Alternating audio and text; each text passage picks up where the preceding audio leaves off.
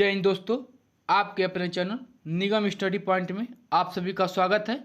मैं उम्मीद करता हूं आप सभी बहुत ही अच्छे होंगे और आप सभी की पढ़ाई बहुत ही अच्छी चल रही होगी और आगे निरंतर चलती रहेगी, जो कि हमारे दिल्ली पुलिस में सिलेक्शन के चांसेस बढ़ाएंगे। ओके, तो आज के इस खास वीडियो में हम बात करेंगे देश की राजधानी दिल्ली पुलिस, जो कि दिल्ली पुलिस से संबंधित आज का हमारा प्रैक्टिस सेट 48 है, जो कि हमारे एग्जाम में बहुत ही महत्वपूर्ण भूमिका निभाएगी।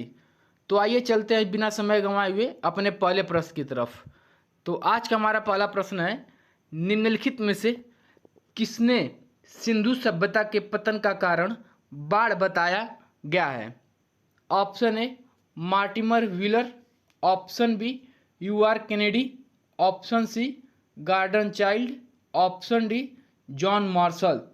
तो हमारा आंसर होगा option number D, John Marshall. ठीक है, सिंधु सभ्यता के पतन का कारण बाढ़ किसके द्वारा बताया गया है? तो जॉन मार्शल द्वारा। ओके, और कुछ प्रमुख विद्वान हैं, उनका क्या मत है सिंधु सभ्यता के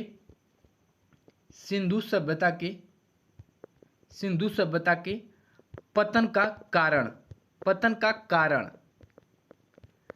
जैसे कि प्राकृतिक आपदा किसने बताया है? प्राकृतिक आपदा किसने बताया है? तो यू आर कैनेडी ने। ठीक है, यू आर कैनेडी ने, इन्होंने क्या बताया? प्राकृतिक आपदा। और आर्यों का आक्रमण किसके द्वारा बताया गया है? आर्यों का आक्रमण तो गार्डन चाइल्ड द्वारा व मार्टिमर व्हीलर द्वारा। ठीक है, मार्टिमर व्हीलर और गार्डन चाइल्ड द्वारा सिंधु सभ्यता का पतन के कारण आर्यों का आक्रमण बताएगा। ठीक है, सिंधु सभ्यता का अन्य नाम क्या है? तो हड़प्पा सभ्यता। ठीक है, हड़प्पा सभ्यता, कांस्ययुगीन सभ्यता, इसके इतने नाम है। ठीक है, सिंधु सभ्यता के कौन कौन से नाम है? तो हड़प्पा सभ्यता, कांस्ययुगीन सभ्यता। ओके, अगला प्रश्न हमारा, निम्नलिखित में से गौतम बुद्ध को ज्ञान प्राप्ति के अंतिम दिनों में किसके द्वारा खीर खिलाया गया था? ठीक है, ज्ञान प्राप्ति के अंतिम दिनों में किसके द्वारा खीर खिलाया गया था? Option A Mahamaya, option B Yashodhara, option C Lakshmi, option D Sujata. तो हमारा आंसर होगा ऑप्शन नंबर डी, सुजाता। ठीक है, सुजाता क्या है? तो ये क्या है? महिला है। गौतम बुद्ध के ज्ञान प्राप्ति के अंतिम दिनों में इन्हीं के द्वारा उन्हें खीर खिलाया गया था। ठीक है, अगला प्रश्न है, गौतम बुद्ध से और क्या क्या बन सकता है? जैसे कि गौतम बुद्ध, इनके बचपन का क्या नाम है? बचपन का नाम सिद्धार्थ है। बचपन का नाम क्या है? सिद्धार्थ है। इनकी पत्नी का क्या नाम है गौतम बुद्ध के? तो यशोधरा। इनके पुत्र का क्या नाम है? तो राहुल। अगला, अगर आपसे पूछा जाए गौतम बुद्ध के प्रिय शिष्य कौन है? प्रिय शिष्य कौन थे? जो कि आपको पिछले प्रैक्टिस सेट में बताए हुए हैं। कौन थे प्रिय शिष्य? तो आनंद। ठीक है, आनंद। और यही क्वेश्चन आपसे घुमा के पूछे, गौतम बुद्ध के प्रधान शिष्य कौन थे? प्रधान शिष्य कौन थे? तो आप बताइएगा उपाली। ठीक है, यही आपका आंसर बदल जाएगा, उपाली हो जाएगा। प्रिय शिष्य आनंद थे और प्रधान शिष्य कौन थे? तो उपाली। अगर आपसे पूछ लिया जाए कि यह सर्वप्रथम अपना उपदेश कहाँ पे दिए थे? गौतम बुद्ध सर्वप्रथम अपना प्रथम उपदेश कहाँ पे दिए थे? प्रथम उपदेश कहाँ पे? तो सारनाथ में। ठीक है, सारनाथ में। यह 5 ब्राह्मणों को दिया। ठीक है, 5 ब्राह्मणों के, जो इनके साथ बैठकर मतलब कि अंतर्ध्यान कर रहे थे, उन्हीं 5 ब्राह्मणों को इन्होंने सर्वप्रथम अपना उपदेश दिया था। किन्हें? तो 5 ब्राह्मण। कहाँ पे? सारनाथ में। अगर आपसे पूछा जाए किस भाषा में ये दिए थे, किस भाषा में? तो यह पाली भाषा में। ठीक है, पाली भाषा में यह अपना उपदेश दिए थे। इनके गौतम बुद्ध के प्रथम उपदेश को धर्मचक्र परिवर्तन भी कहा जाता है। ठीक है, इनके प्रथम उपदेश को धर्मचक्र परिवर्तन कहा जाता है। ठीक है, आपसे क्वेश्चन पूछा जाएगा गौतम बुद्ध के प्रथम उपदेश को क्या कहा जाता है, तो धर्मचक्र परिवर्तन कहा जाता है। किस भाषा में दिए थे, तो यह पाली भाषा में दिए थे। कहाँ पे, सारनाथ में। सारनाथ कहाँ पे है आपसे पूछा जाए तो बनारस में, ठीक है, बनारस में स्थित है सारनाथ। अगला प्रश्न है आपका, निम्नलिखित में से तिलवाड़ा का युद्ध किस वर्ष लड़ा गया था। Option A 1972, option B 1682, option C 1560, option D 1856। तो हमारा आंसर होगा ऑप्शन नंबर सी 1560 में, ठीक है। तिलवाड़ा का युद्ध 1560 में हुआ था। अगर आपसे पूछा जाए किसके किसके बीच में हुआ था तिलवाड़ा का युद्ध, तो अकबर और बैरम खां के बीच, ठीक है, बैरम खां के बीच। इसमें किसकी जीत हुई थी, तो अकबर की, ठीक है। तिलवाड़ा का युद्ध 1560 में हुआ था अकबर और बैरम खां के बीच, ठीक है, जिसमें अकबर की जीत हुई थी। कुछ प्रमुख युद्ध है हमारे एग्जाम के लिए, जैसे कि चौसा का युद्ध कब हुआ था, चौसा का युद्ध कब हुआ था, तो बताएगा 1539 में। किसके किसके बीच हुआ था, हुमायूं और शेर शाह सूरी, ठीक है, शेर शाह सूरी के बीच। किसकी विजय हुआ था इसमें, तो इसमें शेर शाह सूरी की विजय हुआ था, ठीक है। चौसा का युद्ध 1539 में हुमायूं और शेर शाह सूरी के बीच हुआ था, जिसमें शेर शाह सूरी की जीत हुई थी। अगला हमारा कन्नौज या बिलग्राम का युद्ध, ठीक है, बिलग्राम का युद्ध कब हुआ था, तो बताएगा 1540 में, ठीक है, 1540 में हुआ था। किसके किसके बीच, यह भी हुमायूं और शेर शाह के बीच होता है, जिसमें शेर शाह की विजय होती, ठीक है। कन्नौज या बिलग्राम का युद्ध 1540 ईस्वी में हुआ था हुमायूं और शेर शाह के बीच, जिसमें शेर शाह की विजय हुई थी। अगला हमारा युद्ध है सरहिंद का युद्ध। सरहिंद का युद्ध कब हुआ था, सरहिंद का युद्ध किस वर्ष लड़ा गया था, तो 1555 में, ठीक है, 1555 में। किसके किसके बीच हुआ था, हुमायूं और सिकंदर सूरी के बीच, ठीक है, सिकंदर सूरी के बीच। इसमें किसकी विजय हुई थी, इसमें हुमायूं की जीत हुई थी, ठीक है। सरहिंद का युद्ध 1555 में हुआ था, हुमायूं और सिकंदर सूरी के बीच हुआ था, जिसमें हुमायूं की विजय हुई थी। अगला हमारा मच्छीवाड़ा का युद्ध। मच्छीवाड़ा का युद्ध किस वर्ष लड़ा गया था, तो यह भी 1555 में लड़ा गया था, ठीक है। किसके किसके बीच, हुमायूं और सिकंदर सूरी के बीच। इसमें किसकी विजय हुआ था, तो इसमें भी हुमायूं की विजय हुआ था। ओके, अगला प्रश्न हमारा है, निम्नलिखित में से भारत में कुल कितने तटीय राज्य स्थित हैं।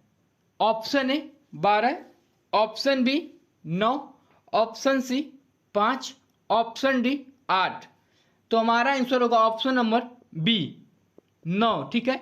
भारत में कुल 9 तटीय राज्य हैं। वो भी कौन कौन से हैं, तो आप बताइएगा। गुजरात, महाराष्ट्र, गोवा,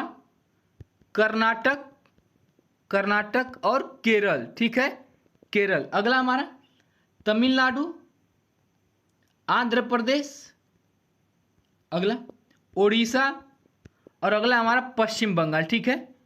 अगर आपसे पूछा जाए इसमें पश्चिम में कौन तटीय राज्य स्थित, ठीक है, पश्चिम दिशा में कौन तटीय राज्य स्थित है, तो आपको बता दूं ये जो जितने भी ऊपर के हैं, जैसे कि गोवा, महाराष्ट्र, गुजरात, कर्नाटक और केरल, ये पश्चिम दिशा में स्थित तटीय राज्य हैं, ठीक है।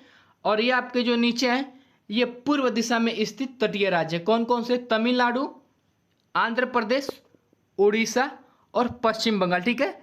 ये पूर्व दिशा में स्थित तटीय राज्य हैं। और ये कहाँ के हैं, ये हैं आपके पश्चिम दिशा में तटीय राज्य स्थित। ओके, अगला प्रश्न है हमारा, निम्नलिखित में से कुचिकल जलप्रपात किस राज्य में स्थित है।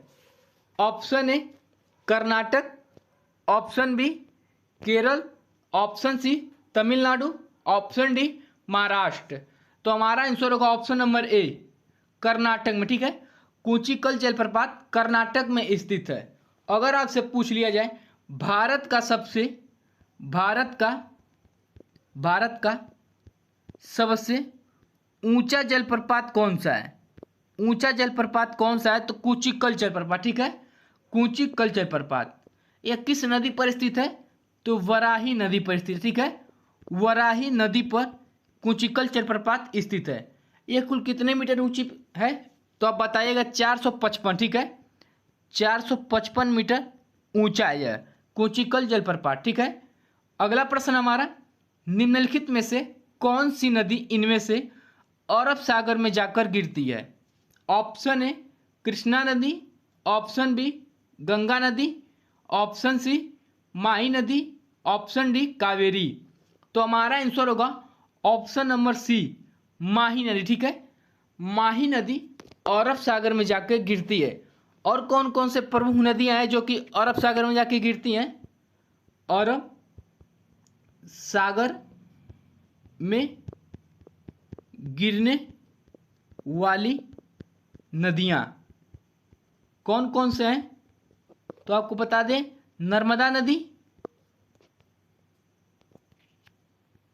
नर्मदा नदी, अगला हमारा लूनी नदी, लूनी नदी, अगला ताप्ती नदी, ताप्ती नदी, अगला साबरमती नदी, साबरमती नदी, और आपको बता दिए माही नदी, ठीक है, माही नदी। ये प्रमुख नदियां हैं जो कि अरब सागर में जाके गिरती हैं। कौन कौन से? नर्मदा नदी, माही नदी, लूनी नदी, ताप्ती नदी और साबरमती नदी, ठीक है। ये हमारे कुछ महत्वपूर्ण, जैसे कि कृष्णा नदी, कृष्णा नदी, गंगा नदी और कावेरी नदी कहाँ पे गिरती हैं? तो ये सब बंगाल की खाड़ी में जाके गिरती हैं, ठीक है, बंगाल की खाड़ी में जाके गिरती हैं। कौन कौन सी नदी? कृष्णा नदी, गंगा नदी और कावेरी नदी, ठीक है, ये बंगाल की खाड़ी में जाके गिरती हैं। अगला प्रश्न हमारा, निम्नलिखित में से दीपशिखा डांस फाउंडेशन की स्थापना किसके द्वारा किया गया था? Option A Rukmini Devi Arundale, option B Alarmel Valli, option C Yamini Krishnamurthy, option D Leela Samson. तो हमारा आंसर होगा option number B Alarmel Valli, ठीक है, अलारमेल वल्ली। दीपशिखा डांस फाउंडेशन की स्थापना अलारमेल वल्ली द्वारा किया गया था। अगर आपसे पूछा जाए यह किस वर्ष किया गया था स्थापना, किस वर्ष इसकी स्थापना किया गया था? तो 1986 में, 1986 में। कहाँ पे? चेन्नई में, ठीक है, इसकी स्थापना 1986 में चेन्नई में किया गया था। अगला हमारा कुछ महत्वपूर्ण क्वेश्चन, जैसे कि अलारमेल वल्ली यह किस भारतीय शास्त्रीय नृत्य से संबंधित है? तो यह भरतनाट्यम से, ठीक है, भरतनाट्यम से संबंधित है। इनसे और क्या क्या क्वेश्चन बन सकता है? जैसे कि अगर आपसे पूछा जाए पद्मश्री कब प्राप्त हुआ इन्हें, पद्मश्री कब प्राप्त हुआ? तो 1991 में, ठीक है। अगला पद्म भूषण कब प्राप्त हुआ इन्हें? पद्म भूषण कब प्राप्त हुआ? तो 2004 में, ठीक है, 2004 में। अगला संगीत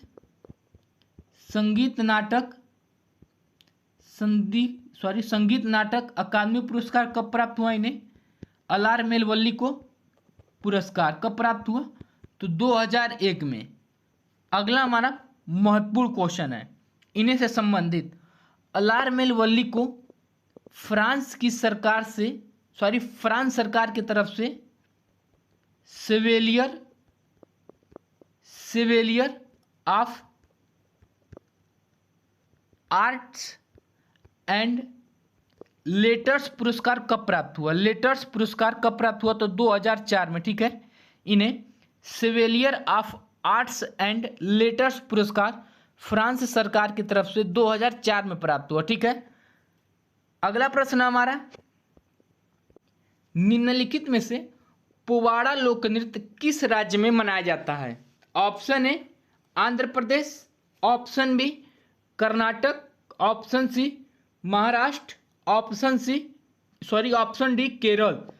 तो हमारा आंसर होगा ऑप्शन नंबर सी महाराष्ट्र में, ठीक है, पोवाड़ा लोक नृत्य महाराष्ट्र में मनाया जाता है। अगर आपसे पूछा जाए पोवाड़ा लोक नृत्य किसके उपलक्ष्य में मनाया जाता है? तो आप बताइएगा। छत्रपति शिवाजी महाराज, छत्रपति शिवाजी महाराज के जीवन की घटनाओं का वर्णन करता। ठीक है, किसके? छत्रपति शिवाजी महाराज के जीवन के घटनाओं का वर्णन करता है। कौन सी लोक नृत्य? पोवाड़ा लोक नृत्य। अगला हमारा महाराष्ट्र से कुछ महत्वपूर्ण लोक नृत्य कौन कौन से हैं, जैसे कि आपसे पूछा जाए लावनी लोक नृत्य महाराष्ट्र का है। धनगारी गाजा लोक नृत्य महाराष्ट्र का है। अगला कोली लोक नृत्य महाराष्ट्र का है। अगला गफा लोक नृत्य महाराष्ट्र का है। लीम लोक नृत्य महाराष्ट्र का है। तमाशा लोक नृत्य महाराष्ट्र का है। और फुगड़ी लोक नृत्य, फुगड़ी लोक नृत्य भी कहाँ का है? तो महाराष्ट्र का है। ओके, अगर आपसे पूछा जाए कोली लोक नृत्य किस समुदाय से संबंधित है, तो यह मछली पकड़ने वाले समुदाय से संबंधित। ठीक है, मछली पकड़ने वाले समुदाय से संबंधित है। कौन सा लोक नृत्य? कोली लोक नृत्य। ओके, ये हमारे कुछ महत्वपूर्ण लोक नृत्य थे। कहाँ पे मनाए जाने वाले? तो महाराष्ट्र में। ओके, अगला प्रश्न हमारा, निम्नलिखित में से म्यांमार भारत के कुल कितने राज्यों के साथ सीमा साझा करता है? Option A 7, option B 4, option C 3, option D 5। तो हमारा आंसर होगा ऑप्शन नंबर बी 4। ठीक है, म्यांमार भारत के कुल 4 राज्यों के साथ अपनी सीमा साझा करता है। कौन कौन से राज्य हैं वो भी? अरुणाचल प्रदेश, नागालैंड, मिजोरम और मणिपुर। ठीक है, मणिपुर, ये 4 राज्य हैं जो कि म्यांमार से अपनी सीमा साझा करते हैं। ओके, म्यांमार से और कौन कौन से क्वेश्चन बन सकते हैं, जैसे कि म्यांमार की राजधानी क्या है? तो नेपिडा। ठीक है, नेपिडा। अगला, म्यांमार की मुद्रा क्या है? तो क्यात। ये जितने भी क्वेश्चन आपको बता रहे हैं एक्सप्लेनेशन में, ये बहुत ही मोस्ट इंपॉर्टेंट है, जो कि हमारे एग्जाम में यही एग्जाम में क्वेश्चन छपते हैं। ओके, अगर आपसे पूछा जाए कि म्यांमार की राष्ट्रीय खेल क्या है, तो चिन लोन है। ठीक है, राष्ट्रीय खेल क्या है? चिन लोन है। अगला प्रश्न हमारा, निम्नलिखित में से पन्ना बायोस्फीयर रिजर्व को यूनेस्को ने अपनी सूची में किस वर्ष शामिल किया था?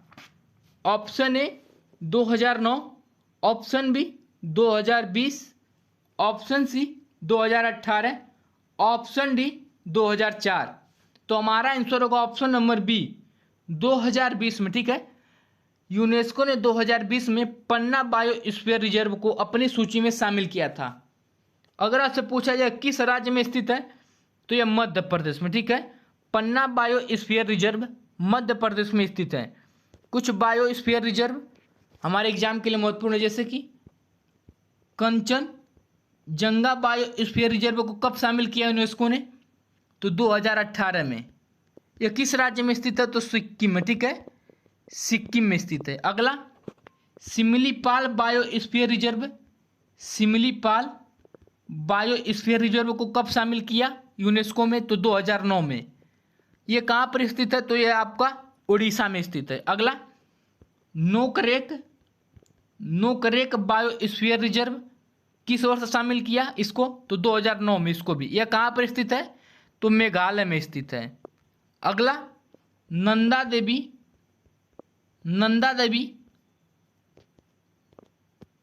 देवी बायोस्फीयर रिजर्व को कब शामिल किया? तो इसे भी 2009 में शामिल किया। कहाँ पर स्थित है यह? तो यह उत्तराखंड में स्थित है। ठीक है, अगला प्रश्न है हमारा, निम्नलिखित में से द व्हाइट टाइगर पुस्तक के लेखक इनमें से कौन है? Option A Aravind Adiga, option B Shashi Tharoor, option C Jayaprakash, option D Sardar Vallabhbhai Patel. तो हमारा आंसर होगा option number A Aravind Adiga, ठीक है। द वाइट टाइगर पुस्तक के लेखक कौन है? अरविंद अडिगा। इनकी कौन और पुस्तकें हैं प्रमुख? जैसे कि एम नेस्टी पुस्तक, एम नेस्टी पुस्तक के लेखक अरविंद अडिगा हैं। अगला last man, last man in tower पुस्तक के लेखक कौन है? अरविंद अडिगा। अगला सिलेक्शन डे के पुस्तक के लेखक कौन है? सिलेक्शन डे पुस्तक के लेखक कौन है? तो अरविंद अडिगा। अरविंद अडिगा के कुछ महत्वपूर्ण पुस्तकें थे जो हमारे एग्जाम के लिए मोस्ट इंपोर्टेंट है, ठीक है। कौन कौन से? द वाइट टाइगर पुस्तक, एमनेस्टी पुस्तक, लास्ट मैन इन टावर पुस्तक और सिलेक्शन डे पुस्तक के लेखक कौन है? अरविंद अडिगा। अगला प्रश्न हमारा, निम्नलिखित में से विश्व जनसंख्या दिवस प्रत्येक वर्ष किस दिन मनाया जाता है? ऑप्शन ए 2 फरवरी, ऑप्शन बी 11 जुलाई, ऑप्शन सी 6 अप्रैल, ऑप्शन डी 7 जून। तो हमारा आंसर होगा ऑप्शन नंबर बी 11 जुलाई को, ठीक है। विश्व जनसंख्या दिवस प्रत्येक वर्ष 11 जुलाई को मनाया जाता है। अगर आपसे यह पूछा जाए यह किसके द्वारा घोषणा किया गया था, ठीक है, अगर आपसे पूछा जाए किसके द्वारा घोषणा किया गया था, घोषणा किया गया था कि विश्व जनसंख्या दिवस मनाया जाएगा, विश्व जनसंख्या दिवस मनाया जाएगा, तो बताइएगा संयुक्त राष्ट्र द्वारा, ठीक है। यह संयुक्त राष्ट्र जनसंख्या कोष द्वारा घोषणा किया गया था, ठीक है। जनसंख्या कोष द्वारा घोषणा किया गया था। अगर आपसे पूछा जाए संयुक्त राष्ट्र की स्थापना किस वर्ष हुआ था, संयुक्त राष्ट्र की स्थापना किस वर्ष हुआ था, तो 24 अक्टूबर 1945 को, ठीक है। संयुक्त राष्ट्र का मुख्यालय कहाँ पर है? मुख्यालय कहाँ पर है? तो न्यूयॉर्क में, ठीक है, न्यूयॉर्क में। ओके। अगर आपसे पूछा जाए संयुक्त राष्ट्र के कुल कितने प्रमुख अंग हैं, ठीक है, प्रमुख अंग इसके कुल कितने हैं, तो 6 हैं, ठीक है। संयुक्त राष्ट्र की स्थापना 24 अक्टूबर 1945 को हुआ था। संयुक्त राष्ट्र का मुख्यालय न्यूयॉर्क में है और संयुक्त राष्ट्र के कुल प्रमुख अंग कितने हैं, तो 6 हैं। अगर आपसे यही प्रश्न पूछ लिया जाए कि विश्व जनसंख्या दिवस किस वर्ष से शुरुआत किया गया था, ठीक है, यह किस वर्ष से मनाया जाता है, तो विश्व जनसंख्या दिवस 1988 से प्रत्येक 11 जुलाई को मनाया जाता है, ठीक, 1988 से प्रत्येक वर्ष विश्व जनसंख्या दिवस मनाया जाता है। यह किसने घोषणा किया था, तो संयुक्त राष्ट्र जनसंख्या कोष द्वारा किया गया था, ठीक है। अगला प्रश्न हमारा, निम्नलिखित में से गुजरात कुल कितने अंतर्राष्ट्रीय देशों के साथ अपनी सीमा साझा करता है? Option A 5, option B 1, option C 3, option D 2। तो हमारा आंसर होगा ऑप्शन नंबर बी 1, ठीक है। गुजरात कुल 1 अंतर्राष्ट्रीय देशों के साथ अपनी सीमा साझा करता है। वह कौन सा देश है, तो पाकिस्तान, ठीक है, पाकिस्तान। गुजरात अपनी उत्तर दिशा की ओर पाकिस्तान से अपनी सीमा साझा करता है। अगर आपसे यह पूछा जाए कि भारत के मैप में गुजरात किस दिशा की ओर स्थित है, तो आप बताइएगा पश्चिम दिशा की ओर, ठीक है। पश्चिम दिशा में भारत के नक्शे में गुजरात पश्चिम दिशा में स्थित है, ओके। और गुजरात उत्तर दिशा से पाकिस्तान की सीमा साझा करता है, ओके। गुजरात से संबंधित और क्या क्या प्रश्न बन सकते हैं, जैसे कि गुजरात, इसका गठन किस वर्ष हुआ था, इसका गठन किस वर्ष हुआ था, तो बताइएगा 1 मई 1960 को, ठीक है, 1 मई 1960 को हुआ था। अगर आपसे पूछा जाए गुजरात कुल कितने राज्यों के साथ अपनी सीमा साझा करता है, कुल कितने भारतीय राज्यों के साथ, ठीक है, राज्यों के साथ अपनी सीमा साझा करता है, तो यह 3 राज्यों के साथ। कौन कौन से? राजस्थान, मध्य प्रदेश और महाराष्ट्र, ठीक है। कुल 3 राज्यों के साथ अपनी सीमा साझा करता है। कौन कौन से? राजस्थान, मध्य प्रदेश और महाराष्ट्र। अगर आपसे पूछा जाए गुजरात की राजधानी क्या है? गुजरात की राजधानी क्या है? तो बताएगा गांधीनगर। गांधीनगर। अगला प्रश्न आपसे बनता है, गुजरात की राजभाषा क्या है? गुजरात की राजभाषा क्या है? तो गुजराती। ठीक है, गुजरात की राजभाषा गुजराती है। अगला, गुजरात की सबसे ऊंची चोटी कौन सी है? सबसे ऊंची चोटी कौन सी है? तो बताइएगा गिरनार चोटी। ठीक है, गिरनार चोटी। अगला प्रश्न आपसे पूछता है, गुजरात में विधानसभा में कुल कितने सीटें हैं? विधानसभा में कुल कितने सीटें हैं? तो 182। ठीक है, गुजरात में कुल विधानसभा में सीटें कितनी हैं? 182। अगला, राज्यसभा में कुल कितने सीटें हैं? 11। अगला प्रश्न बनता है, लोकसभा में कुल कितने सीटें हैं? तो 26 यानी 26। ठीक है, विधानसभा में सीटें 182 हैं, राज्यसभा में सीटें 11 हैं और लोकसभा में सीटें 26 हैं। अगला आपका, अगर आपसे पूछे गुजरात के वर्तमान मुख्यमंत्री कौन है? गुजरात के वर्तमान में मुख्यमंत्री कौन है? तो बताएगा भूपेंद्र भाई पटेल। ठीक है, भूपेंद्र भाई पटेल है। ठीक है, वर्तमान में वहाँ के मुख्यमंत्री भूपेंद्र भाई पटेल हैं। और गुजरात के वर्तमान गवर्नर कौन है? गवर्नर या राज्यपाल कौन है? तो आचार्य देवव्रत है। ठीक है, आचार्य देवव्रत हैं। ठीक है, अगला हमारा मोस्ट इंपोर्टेंट क्वेश्चन, अगर आपसे पूछा जाए भारत की सबसे लंबी तटरेखा वाला राज्य कौन सा है? भारत की सबसे लंबी तटरेखा वाला राज्य कौन सा है? तो आप बताइएगा गुजरात। कुल कितने किलोमीटर का इसका तटरेखा है? तो 1600 किलोमीटर का। ठीक है, गुजरात की कुल तटरेखा की लंबाई कितनी है? तो 1600 किलोमीटर। ठीक है, अगला हमारा, गुजरात के कच्छ जिला, सॉरी गुजरात का कच्छ जिला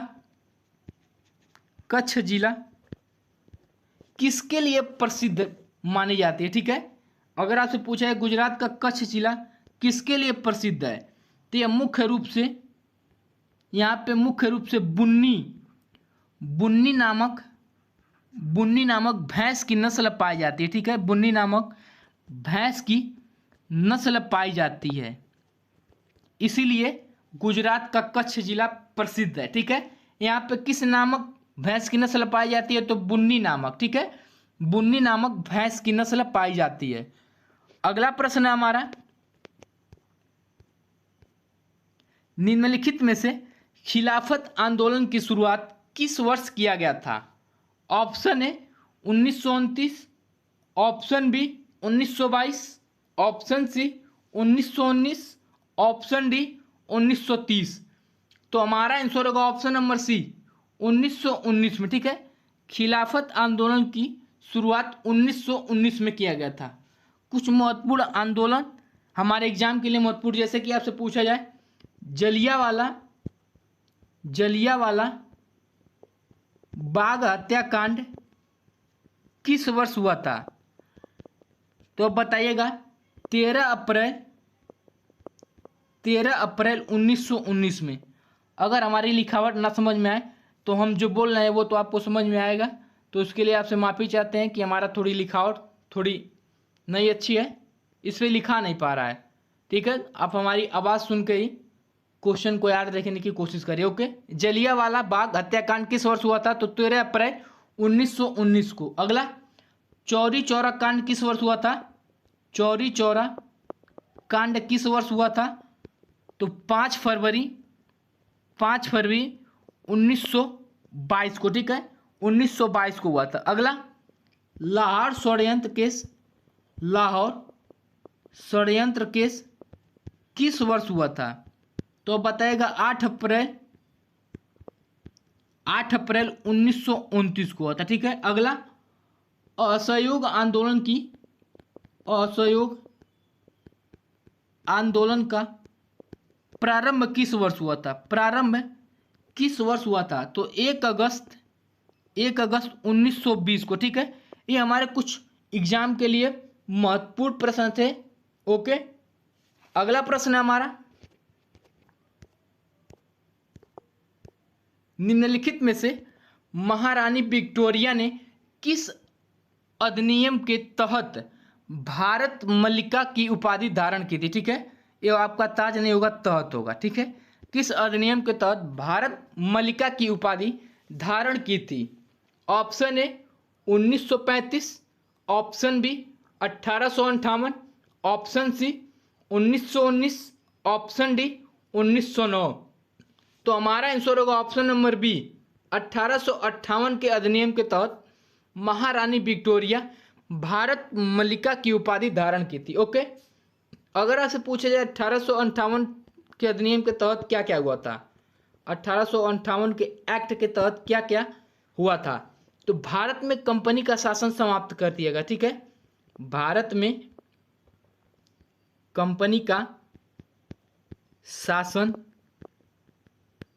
खत्म कर दिएगा। ठीक है, यह 1858 के अधिनियम के तहत हुआ था। और क्या हुआ था, तो भारत परिषद का गठन किया गया था। ठीक है, भारत परिषद का गठन किया गया था। ओके, अगला, और एक नए पद का सृजन किया गया था। ठीक है, नए पद का सृजन किया गया था।